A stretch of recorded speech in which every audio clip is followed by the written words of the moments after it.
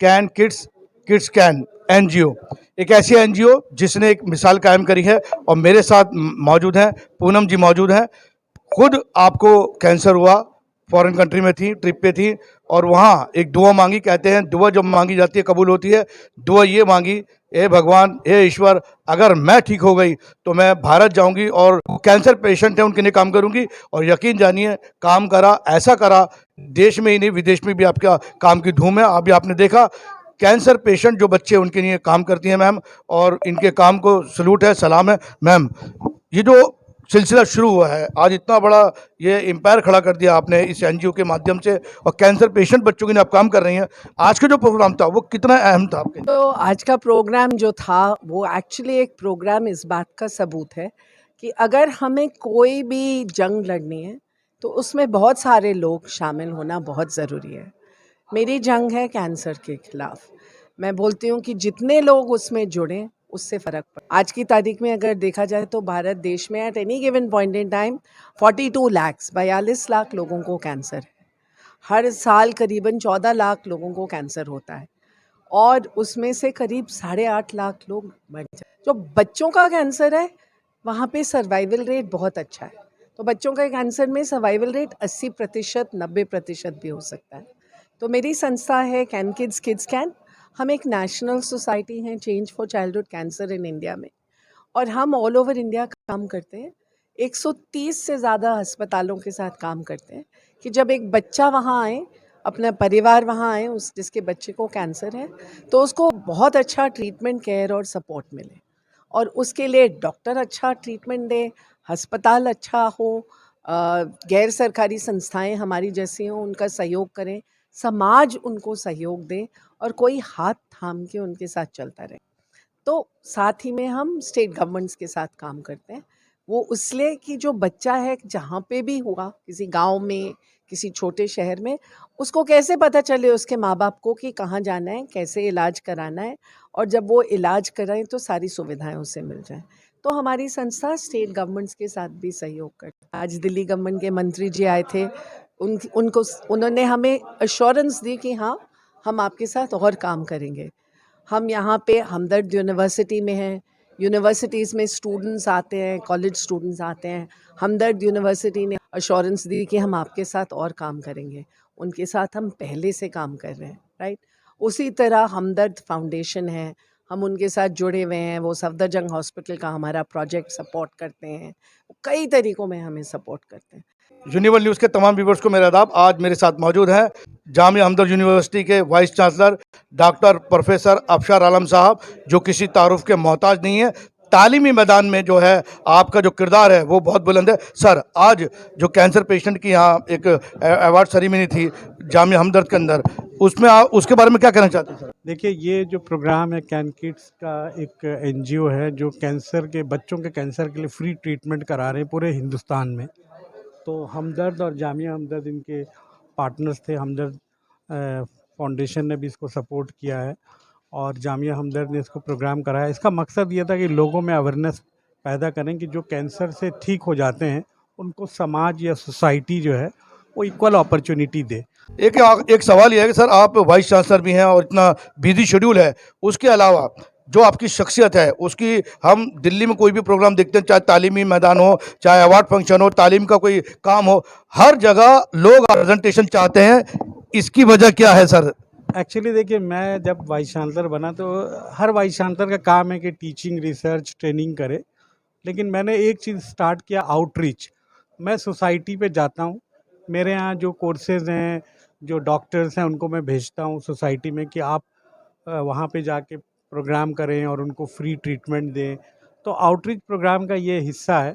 इस वजह से लोग देख रहे हैं कि जो यूनिवर्सिटी को करना चाहिए वो कर रहे हैं, और मैं चाहूँगा कि दूसरे भी दीगर यूनिवर्सिटीज़ हैं वो भी इस चीज़ को करें, जिससे समाज में लोगों को कनेक्ट करें। यूनिवर्सिटी का काम सिर्फ टीचिंग और रिसर्च नहीं है, वो सोसाइटी को आगे क्या होना है, क्या होना चाहिए, उन चीज़ों में भी साथ दे।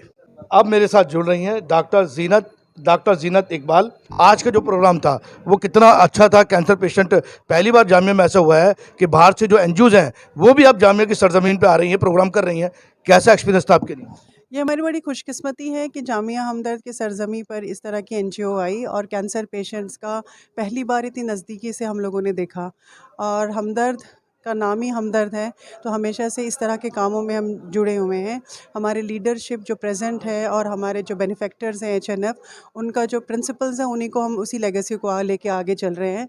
और हमेशा जैसे आपने बोला कि ना सिर्फ हम एक या दो लोग, हमारी पूरी यूनिवर्सिटी पेश रहती है जब भी इस तरह का मौका है। और हमारे वाइस चांसलर सर जो अभी करंट हैं, उन्होंने कोई भी मौका नहीं छोड़ते इस तरह का। हम आजकल ये बोलते हैं कि कोई भी मौका नहीं छोड़ते जिससे कि हमदर्द जुड़े और जिस तरह से भी हम कंट्रीब्यूट कर पाए सोसाइटी को। तो it was a wonderful programme, बहुत ही अच्छा लगा। और पहली बार इतनी नज़दीकी से कैंसर सर्वाइवर्स को देख के मन के अंदर बहुत ज़्यादा पेन भी बढ़ा, एम्पैथी भी बढ़ी और इंशाल्लाह बीइंग हमदर्द और इस नुक्ते को आगे लेके जाएंगे। और अल्लाह ने चाहा तो जितने भी आगे सालों में इस तरह के प्रोग्राम होंगे, हम इंशाल्लाह उनमें से जुड़े रहेंगे। डॉक्टर और खूबसूरती अगर देखनी हो तो पूजा दीवान सोशल एक्टिविस्ट भी है, Mrs India, Mrs universe 2022, Mrs world, ये तमाम ताज आपके पास हैं। सोशल एक्टिविस्ट हैं और डायग्नोस्टिक की बहुत बड़ी जानी मानी डॉक्टर भी हैं। मैम, आज जो कैंसर पेशेंट के लिए यहाँ पर फंक्शन हुआ है, जो भी आपको क्या लगता है, आप एज ए डॉक्टर, क्या देश में आपको नहीं लगता कि कैंसर पेशेंट की ज़्यादा हेल्प की ज़रूरत है? मैं एक स्त्री रोग विशेषज्ञ गायनोकोलॉजिस्ट और एक इनफर्टिलिटी आईवीएफ स्पेशलिस्ट हूँ। मेरे खुद के प्रोफेशन में ही महिलाओं में बहुत कैंसर, स्तन का कैंसर, ब्रेस्ट कैंसर और सर्वाइकल कैंसर जो बच्चेदानी के मुंह का कैंसर है, उसका बहुत प्रचलन है। इन दोनों के खिलाफ जो मुहिम चल रही है, मैं उसमें हिस्सेदार हूँ। सर्वाइकल कैंसर मुक्त भारत और स्तन कैंसर के लिए मैंने चैरिटी रेज भी करी है। आज जो प्रोग्राम है वो कैंसर किड्स, जो बच्चे जिनको कैंसर हो गया है, उनके ट्रीटमेंट, सपोर्ट, डायग्नोसिस और आगे के फ्यूचर और सर्वाइवल की सपोर्ट के लिए है। कैंसर हर 3 मिनट एक बच्चा कैंसर से पीड़ित है। यहाँ तक कि 4 लाख बच्चे इस वक्त इंसिडेंस है पूरे विश्व में होने का। ये जो बच्चे हैं, इनमें जो कुछ किस्म के कैंसर है, जो खून का कैंसर है या जैसे आँख का कोई कैंसर है या बोन के कुछ कैंसर है, ये ठीक हो जाते हैं और पूर्ण रूप से ठीक हो जाते हैं। कम से कम इन बच्चों को हमको बहुत अच्छा फ्यूचर प्रोवाइड करना चाहिए, ये हमारी होप है। तो ट्रीट करना, सपोर्ट करना, फाइनेंशियली काउंसलिंग करना, फैमिली को सपोर्ट करना, होलिस्टिक अप्रोच रखना बहुत ज़रूरी है। और उनके जो पासपोर्ट टू सर्वाइवल है, उसके पश्चात उनका सर्वाइव करना ही नहीं, थ्राइव करना और एक अच्छी लाइफ जीना बहुत ज़रूरी है। मेरा रोल एक स्त्री रोग विशेषज्ञ के तहत ऐसे आया कि मैं फर्टिलिटी स्पेशलिस्ट हूँ, तो कई बार कुछ ऐसी कीमोथेरेपी, रेडियोथेरेपी की दवाइयाँ दी जाती हैं जिससे बच्चों के जो जेनिटेलिया में जो टेस्टिकल्स हैं और जो लड़कियों के ओवरीज हैं, उनमें शुक्राणु और अंडे पैदा करने की क्षमता ही ख़त्म हो जाती है। या फिर कई बार जो बच्चे बड़े हो गए हैं, जो स्पर्म्स प्रोड्यूस कर पा रहे हैं, वो भी प्रोडक्शन कम हो जाती है। तो इनके लिए हम पहले से ही टेस्टिकल या ओवरी का कुछ हिस्सा संभाल लेते हैं, या जो शुक्राणु बाहर आते हैं उनको संभाल लेते हैं, जिसको हम क्रायो प्रिजर्वेशन कहते हैं। या जो अगर बड़ी लड़की होती है तो उसको स्टिमुलेट करके अंडे निकाल के अंडे संभाल लेते हैं, ताकि अगर खुदा ना खास्ता ऐसी कोई ट्रीटमेंट दिया जाए जिससे उनकी फर्टिलिटी कॉम्प्रोमाइज़ हो, तो कल को जब वो बड़े हों तो वो इस बात से तो ना मायूस हो कि हम सरवाइव हो गए पर हम तो माँ बाप बनना चाहते थे, वो क्षमता हमारी कम हो गई या किसी ने बताई नहीं। तो जो भी साइंस में फ़िलहाल सपोर्ट सिस्टम है, हम वो प्रोवाइड करते हैं, ताकि जब वो बड़े हों और हमारे पास आएँ तो ये जो ओवरी, टेस्टिकल, स्पर्म है, ये 10 साल तक संभाल के रखे जा सकते हैं। ये ख़राब नहीं होते मैम? नहीं जी, ये 10 साल तक ख़राब, 10 साल तक लीगली अलाउड हैं रखने। ख़राब होते हैं या नहीं, मैंने नहीं देखे ख़राब होते हुए। 10 साल तक हमने उनको इस्तेमाल किया है और वही लोगों को सपोर्ट करके बच्चे भी हुए हैं। 10 साल के आगे लीगल परमिशन नहीं है। तो आप सोचो, कोई 10 साल का बच्चा है तो 20 साल तक तो है ही उसके सपोर्ट में। अब मेरे साथ मौजूद हैं सोनल शर्मा जी, जो को फाउंडर हैं कैन किड्स कैन की। और एक तरह से देखा जाए तो इन्होंने पूनम जी को ही अप्रिशिएट करा था। फिर सोनल जी से बात हुई, और सोनल जी ने एक तरह से देखा जाए तो उनको अप्रिशिएट कर। मैम आप ये बताइए, जो ये प्रेरणा मिली मैम को आपसे, वो किस तरह से हुआ पूरा, ये बताइए किस तरह से ये एनजीओ वजूद में आई। Thank you. एक तो हमें यहाँ पे हमदर्द यूनिवर्सिटी में बुलाने के लिए, और हमदर्द यूनिवर्सिटी के साथ हमने ये साइकिल फॉर गोल्ड का इवेंट किया। सो पूनम और मैं, पूनम चेयरमैन हैं और मैं को फाउंडर हूँ। पूनम ने लड़ाई खुद लड़ी कैंसर से, और मैंने लड़ाई लड़ी अपनी बेटी के साथ। तो मेरी बेटी 2.5 साल की थी जब उनको ALL हुआ, और वो समय मुझे लगा कि शायद मैं ही दुनिया में एक ऐसी माँ हूँ जिसके बच्चे को कैंसर हुआ है। मैं 98 की बात कर रही हूँ। तो वो 3.5 साल मेरी ज़िंदगी के सबसे मुश्किल साल थे।